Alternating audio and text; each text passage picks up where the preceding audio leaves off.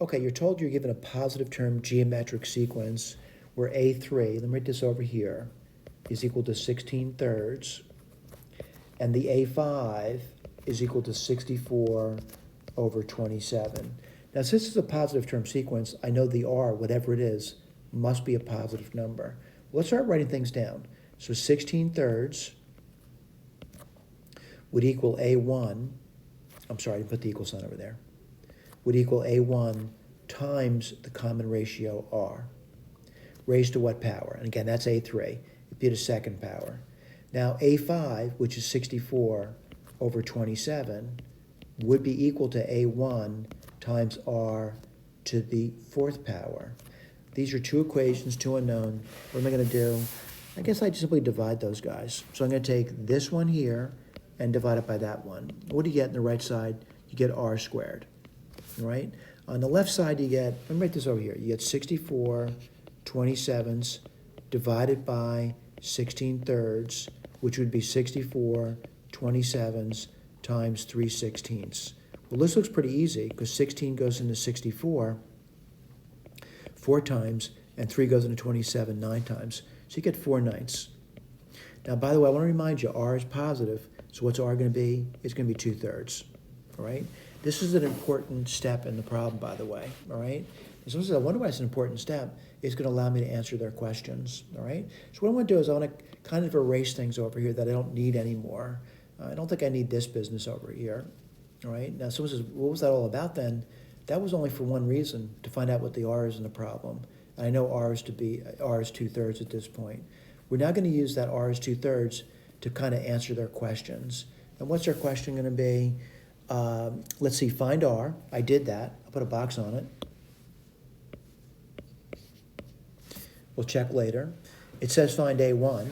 Well, that should be easy. Let me write this over. So 16 thirds would be equal to, we're doing A3 now, would be A1 times, well, the R squared. What's the R squared? 4/9. Well, I'm going to solve now for A1. What's A1 going to be equal to? 16 thirds times 9/4. What does that give me? Well, 4 goes into 16 4 times, 3 goes into 9 3 times, 4 times 3 is 12. So I'm pretty comfortable saying that A1 is the number 12 now. All right? Let me get my eraser out. I think I'm done with this. We're just moving along.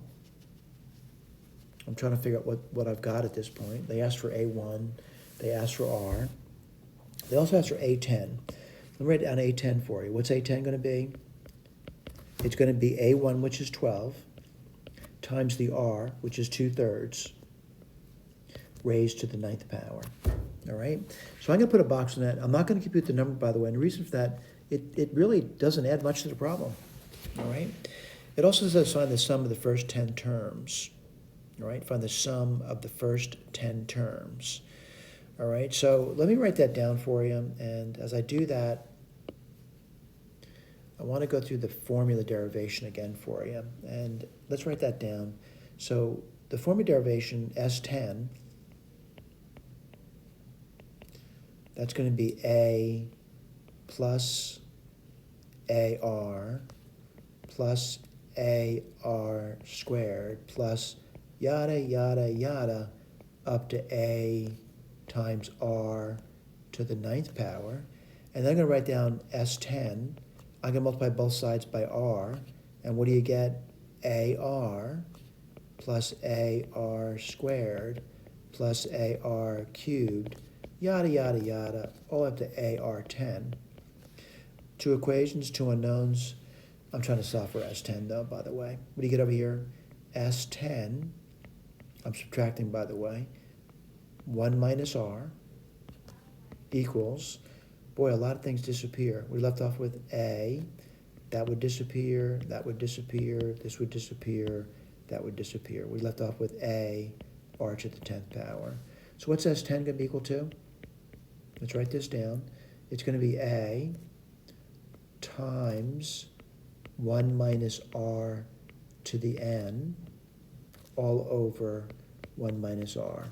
All right, so someone says, what are you going to do now? I'm just going to put the numbers in. That's all I'm going to do. So S10 is going to be equal to A. Well, what's A? It's the beginning number. It's the first term. And what's the first term? It's 12. 1 minus, what's the r? 2/3. That's raised to the 10th power. What goes on bottom? 1 minus 2/3. And we're done. We got S10. Now granted, I realize in the notes, I do the arithmetic for you. And the arithmetic, I guess, is kind of bizarre. It's just over here, all right? But it's doable. You can do it. They ask another question now. And the other question is the infinite sum. And the infinite sum's a little bit more difficult to deal with, right? But the formula for it is really, really simple. And we've derived these in class, by the way. So S infinity will exist provided the R is a proper fraction, all right? And it is. It's 2/3. It's a proper fraction. So what do you get over here? It's relatively simple. It's going to be 1. I'm sorry, I should write the A down. It's going to be 1. There'll be an A here, and that would be 1 minus R. Let's write this down. S infinity. That's going to be 1. 1 minus 2/3. I'll write it down for you. We'll do that arithmetic because it's easy to do. And what's the A? The A was 12, the beginning term, by the way. So you get 12. 1 minus 2/3 is 1/3, and 12 divided by 1/3 is 36. It's a computable number.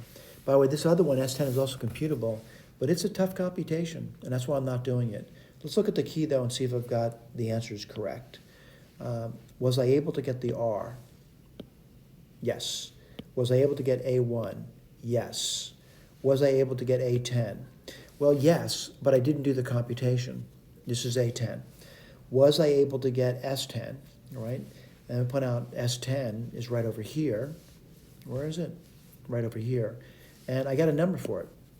Now again, if I were studying here, I would make sure that this is actually what we say it is, that we're getting this number over here and the same numbers. Was I able to get S infinity? You know what? I probably should write this down. This is going to be S10, and this is going to be S infinity.